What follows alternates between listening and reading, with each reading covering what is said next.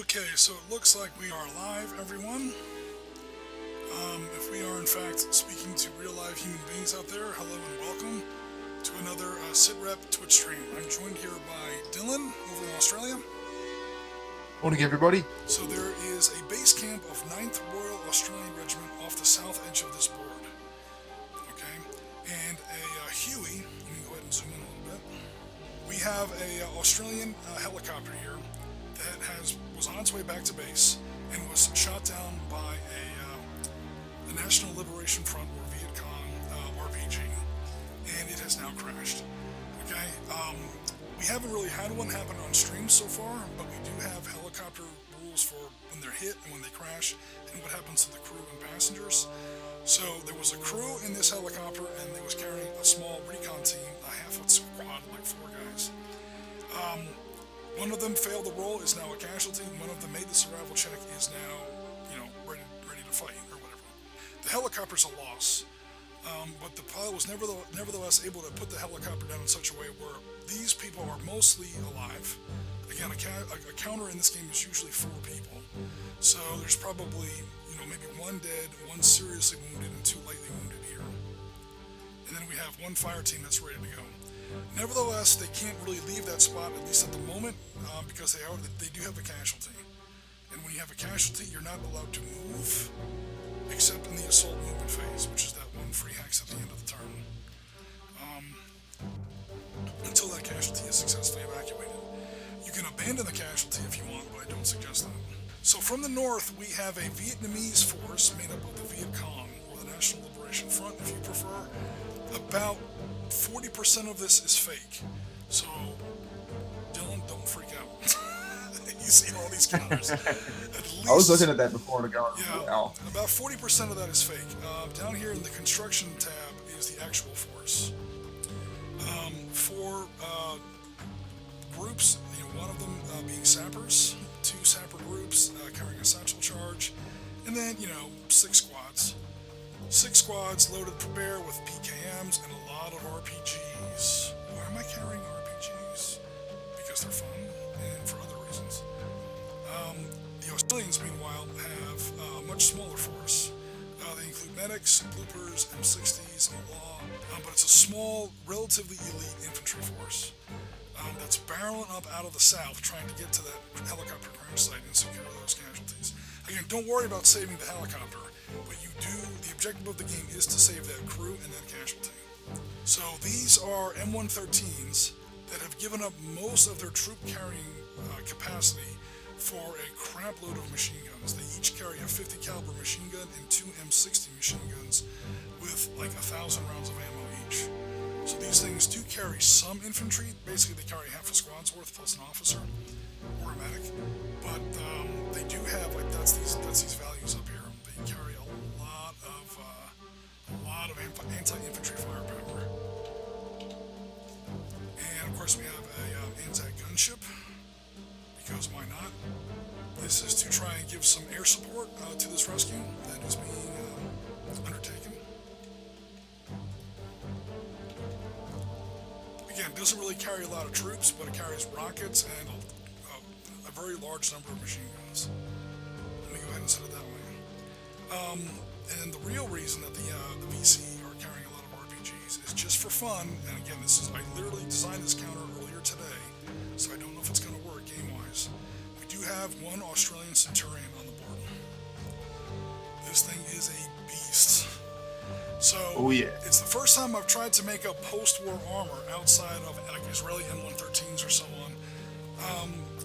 Valor and Victory, the base game by Barry Doyle, has all kinds of tanks drawn up in Valor and Victory. So I've used the really late war tanks as a base, King Tigers, Pershings, Easy 8s, and Fireflies as a base, and tried to take the next logical step as far as how a Centurion might look in Valor and Victory.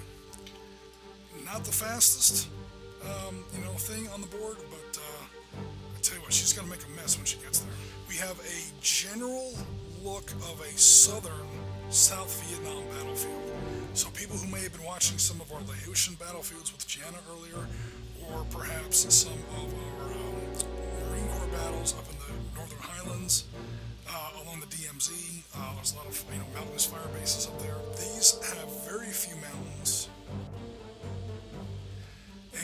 a lot of rice paddies. This is Blackhawk Down, the Australian Prequel, we'll call it. And, okay, that will be it. And we'll get started. So again, Australian units enter from anywhere along the southern part of the southern edge of the board. Okay. Okay, I'll have Captain. Oh, sorry, the lieutenant with the 2 half sections. Number Okay, 3. that's this guy right here. Yep. And they'll come on at J12 and just move up the road. All right, so your movement, because you have an officer, is now 7 instead of 6. So if you're just going to go cruising up the road as far as you can, is that the long and short of that? Yep. All right. Yep, just get up the road as fast as possible to get to those guys in that Two, UE. 3, 4, 5, 6. Okay, do you want to head down the road, or yeah, you have to head down the road? Yep. Because the building actually costs 2. You're about to enter a hex with civilians. You just can't shoot into or assault a hex with civilians. That's why I make this the hexes super big, so you can just throw units in there and not worry about it. Okay, your next units, please. If you want to put anybody in the M113 or the helicopter. No, I think I leave them out. Okay, no worries. Yep. Yeah, it's not much. They're mostly a gun force, but they do carry some troops. Yep. Oh, Chip Brenner is here. Mr. Chip, how you doing? Good to see you, sir. Man, we're all over the place now. Chip, we are playing in Vietnam. However, I have no fishmen. I do apologize. These are yeah. You at Historicon, I ran across them at the Black Sun table, and yeah, some of those miniatures did look pretty. I mean, weird war isn't usually my thing, but there was one guy that was like these big Viet Cong fish-looking mutant monster guys. One of them had looked like a rocket, like a multiple rocket launcher, but it was like growing out of his back. It's the weirdest looking thing. Oh, that sounds awesome. Yeah. Okay, so last but not least, we have Evans, Captain Evans, and his half squad with M79 blooper and a medic team. Captain Evans will go to I8, and he'll move up the center there. So from J12 to I8. No worries. And awesome. Yeah, Chip forgives us for not having fish troops on the board. We have Australians, so I figured they were weird enough. I don't know if that's gonna. Okay, the helicopter is going to hover over the Huey. Okay, he has basically unlimited movement. And he Yep. Does not make a check. All we have to worry about is his altitude. He has 3 basic choices after he moves. He can either be high altitude, low altitude, or landed. Low altitude means that basically, in super fast terms, low altitude means terrain counts. So if you're low altitude, somebody in this hooch would not be able to see you through these rubber plantation trees, or through these rubber trees. If you're high altitude, you're high altitude. Everybody can see you. You can see everybody. Terrain does not matter. I'm going to be high altitude. He is high altitude. Cool. So I'll put you kind of like high, and it does somewhat matter for this gunship because he has some weapons that face differently. Which way is he facing? He has to wind up. Okay, go ahead. He's going to face to the northeast. Cool. And so he's high altitude. In case I forget, someone remind me later. Okay, and then we have 2 APCs and a tank. Okay. Their movement is the lower number. The number in the lower right. However, it does cost them a movement point to make a facing hex change. Yep. Okay. So yeah, that Centurion is pretty slow because it's a Centurion. Centurions were not known for their speed. Yeah, no, they're not exactly Stuarts. So I'll bring the M113s. Okay. First the what do the Australians call those things? Had a word for them. And so they'll come on. One of them will come on at C12. Okay. C12. All right, that's one. I'm assuming he's facing north. Yep, and he'll move to C8. All right, 1, 2, 3. Sorry. 1, 2. Now 3, 4 because he's going down slow. 1 for C12. 2, 3, 4, 5.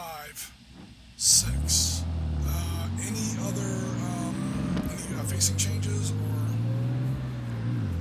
No, I'll leave him where he is. All right, 2d6 for booby traps and mines. Oh, yep. 7. Okay, no worries. Next half track. I might keep these two together, so I'll bring it on in the same area. Okay. So keep the two half track. I'll keep the two M113s together. Cool. Okay, last but not least is the belle of the ball, the big girl. Where's she going? Boy, this sounds tricky. Oh, the buckets. They used to call them buckets. That's what they Oh, okay. That's what they call them for some reason. That's better than track. All right, so where's Mr. Centurion? I'm gonna go N12. So N12. Okay, so he starts off there. That costs him 1, 2, and then is he going to plow through that brush? Or yep, straight through the brush. 3, 4. Keep going. Yep, keep going all the way through the paddy. 5, 6, 7, 8, 9. That's as far as he can go. Oh, actually, that's not true. He can go only into N6. Tell me something. Yep, he'll end up on the road there. Oh, he's a thick boy. All right, 2d6 for mines. Go ahead. 8. 8, he's okay. After action phase, there really isn't any yet, because you have no casualties, no prisoners. I take that back. We have 1 casualty. The helicopter crew. He's still trying to save that, that casualty there. Okay, so if you want, now you're in the after action phase. If you want to try and save that casualty, you have to make a 2d6 roll, and you have to get a 6 or less because you don't have a medic. Okay. 3. Okay, that is an evacuated casualty. So a medic can evacuate a casualty automatically. An infantry unit has to do it on a normal morale check. And that's pretty much every infantry unit has some sort of first aid training. He's got some, field dressings, sulfur pads, a morphine syringe or whatever. He's got something that can help, and he's got some training. But he's got to make a roll, and the roll isn't easy. It's 6 or less on 2d6, which, as a gamer will know, is not terribly easy. But he got a 3, and all is well. Okay, so that is my movement. I didn't really do a command phase or fire phase. No one really has off-board assets. So relatively, except for the tanks and helicopters, it's a relatively simple game. Movement phase, we just did defensive fire phase. Okay, defensive fire phase, that's your turn. Okay, you don't have anything spotted yet. However, now is the time if you wanted to try and start making spotting checks, you could. Yep. Okay. I think I'll start doing that. Alright, so spotting checks are not easy until I'm out from undercover. However, I am under cover. I ended all my movement within cover. Alright, so the first units I see that might have a spotting check are going to be the M113s. Yep. Okay, are the M113s going to try and spot somebody? Yeah, they're going to try and spot number 8. Okay, they can spot 1 unit in number 8. They're an armored fighting vehicle, so they have to make a 6 on 1d6. Oh, Yeah. 1d6. Oh. Nope. Okay, the second one? Because there's 2 M113s in there? Nope. Okay, next we go to, what is that, Badco's platoon? Technically squad. Okay, Badco himself. Now, he's an infantry guy, and he's not buttoned up. So it's a 6 for aircraft and buttoned up AFEs. Or for AFEs. Vehicles, just to make it simple. And it's a 5 for troops. Okay. He does spot someone. Okay, I will go ahead and reveal 1 unit. What's in here? Hit the reset button, dummy. King Kong is what we got in there. Alright, so Badco can now not fire at King Kong, because King Kong, if it was a real unit. But however, we do have a full infantry squad in there, and let's say medics can't, because medics have other things to do. Yeah, makes sense. The infantry squad in there can also try to spot somebody. They'll try and spot someone. Nope. Okay. So I'll go ahead and remove. I'm not revealing the whole stack because, again, you're allowed to have real units mixed up with, whatchamacallits? Yep. Mixed up with fakes. No, do not use banana daiquiris for the drinking game. Oh, no. Okay, we go over to Simpson Squad. Okay, Simpson Squad. Is going to, I think that's the only one he's got line of sight on. Is Yeah, I think he's only got 8. He can technically get 11 if he wants, but it's up to you. I'm going to I'll go for 11, so I can just charge 8. Okay. Now, any unit, A 4. okay. A 4. Yep. So that's nothing, alright, and then the full squad? A 5. Alright. Format picture. Right here. It's a T-Rex. All kinds of crazy stuff you find in the jungle. Same again on number 3. A 6. Alright.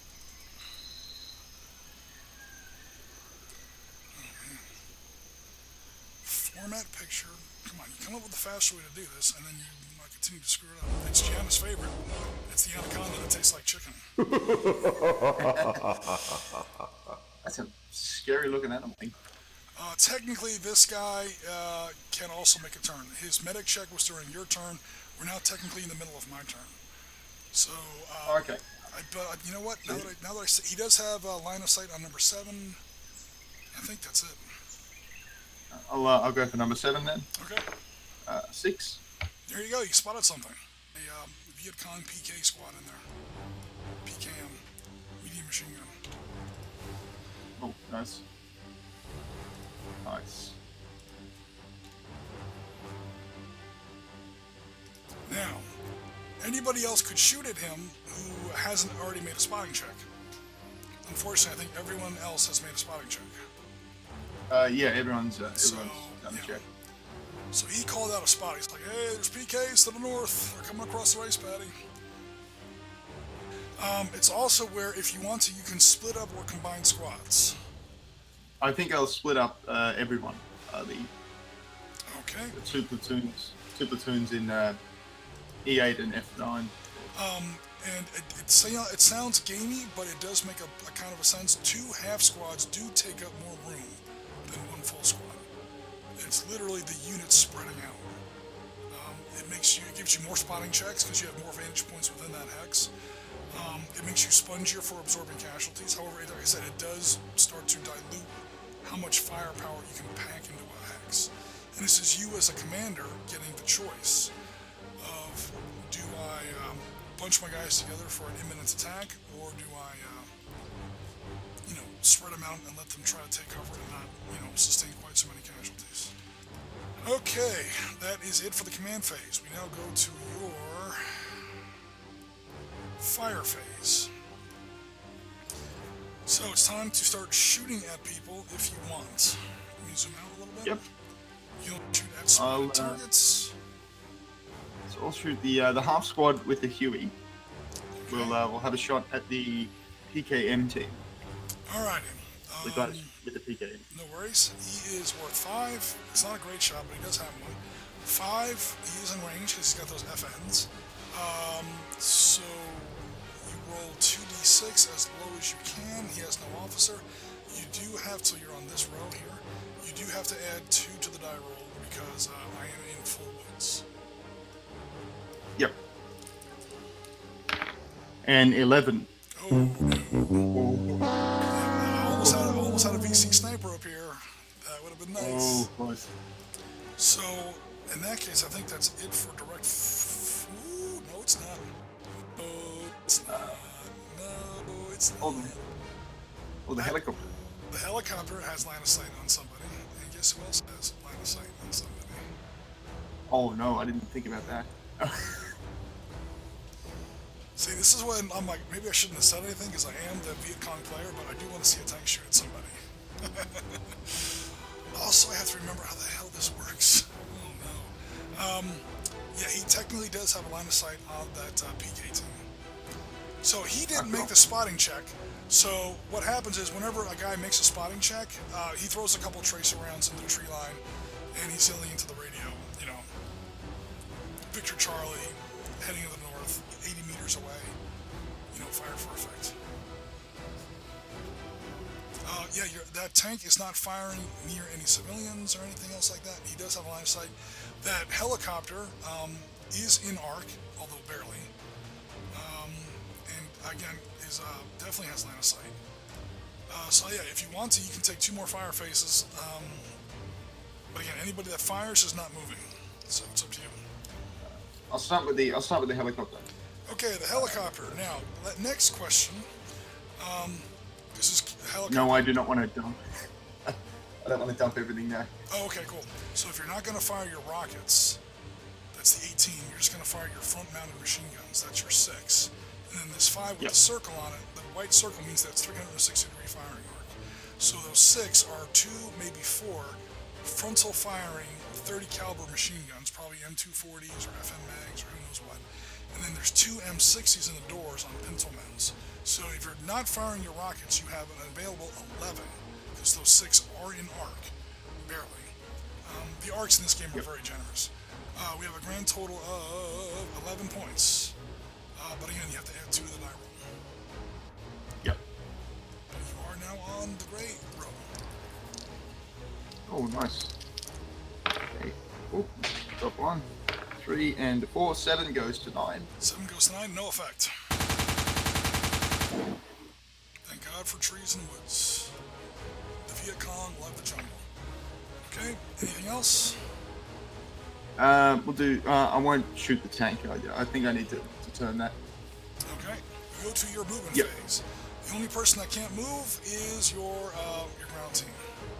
This ground team here at the helicopter range. Okay, so I'll start off easy, and F6 will move to F5. Okay, because you are moving at less than half of your movement, this allows you to use the assault move rule. Yep. Just this once, I'll just, the actual Valor and Victory game has a counter for it.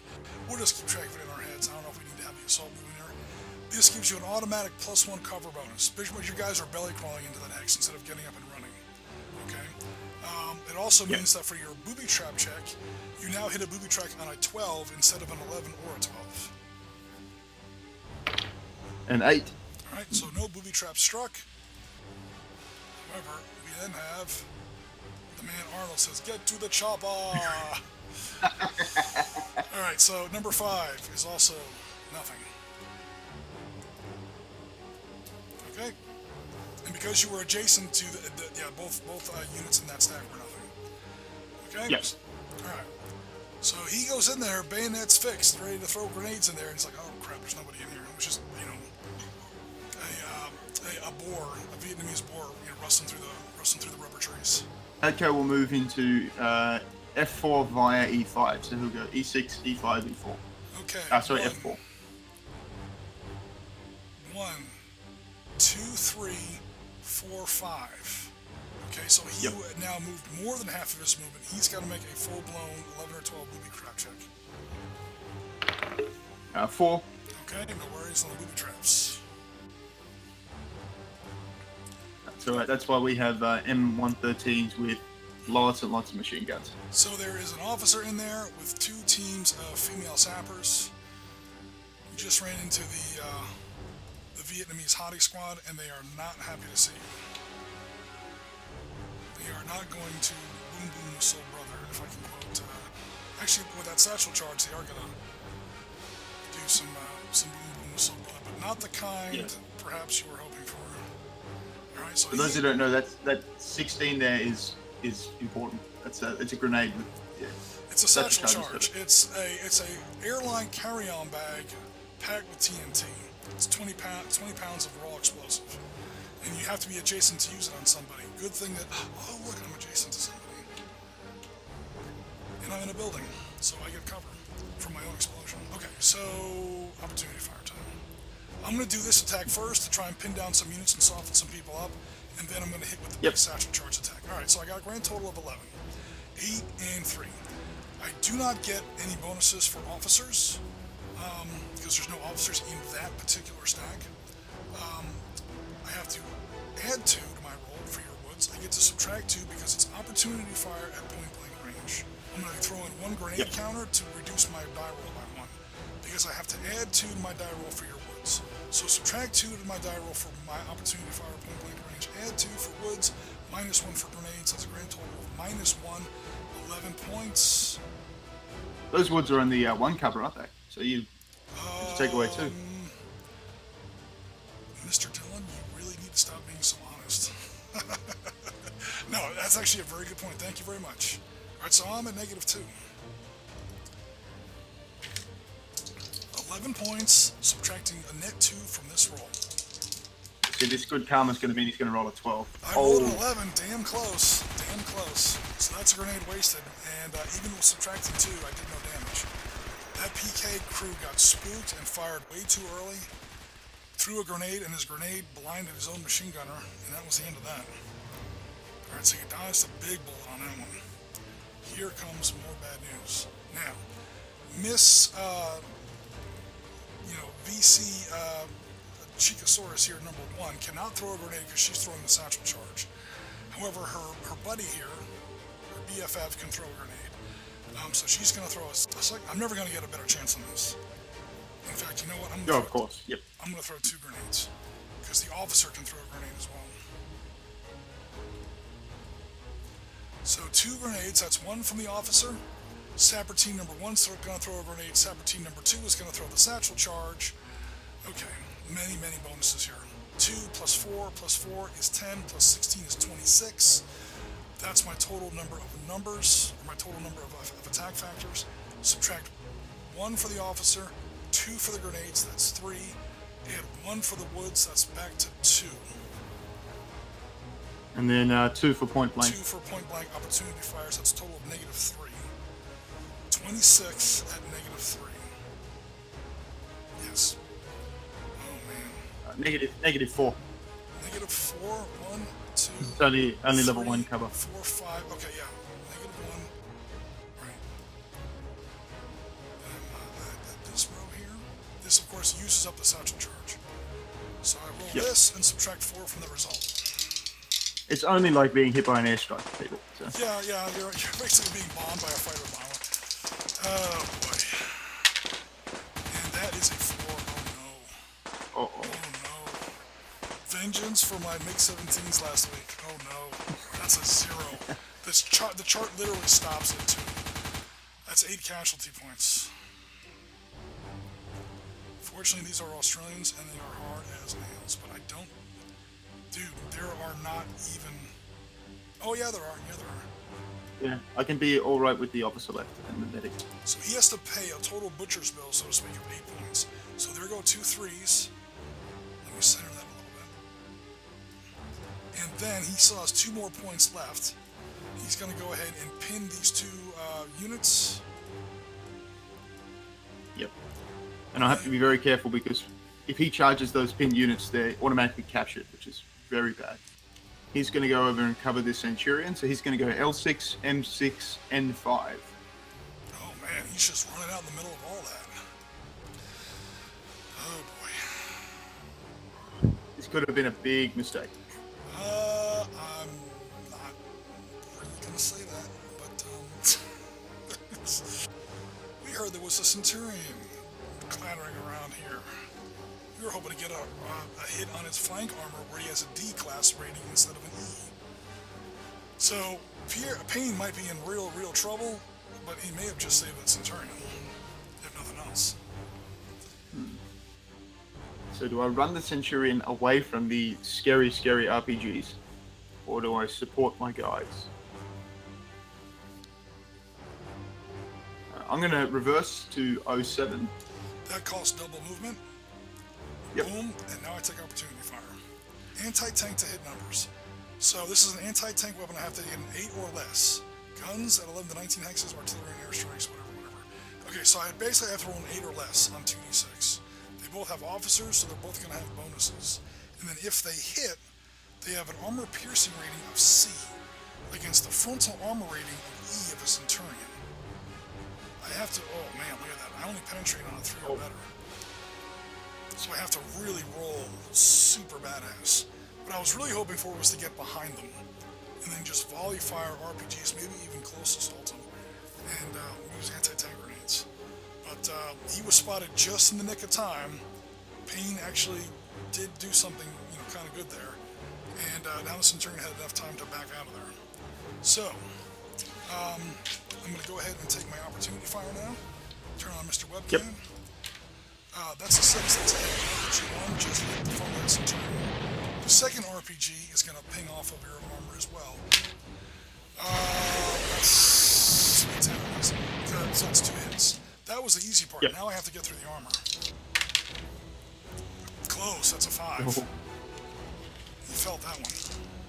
I saw the 1 and then And another 5. If you score on the number, that tank is... Okay, so if this tank had been here, this tank is now hitting its flank armor because it's right there on the hex spine. And that 5 ties it. So C versus a D is a 5. And again, that's E against the front armor, C on flanks and rear. That doesn't kill the Centurion, it immobilizes it.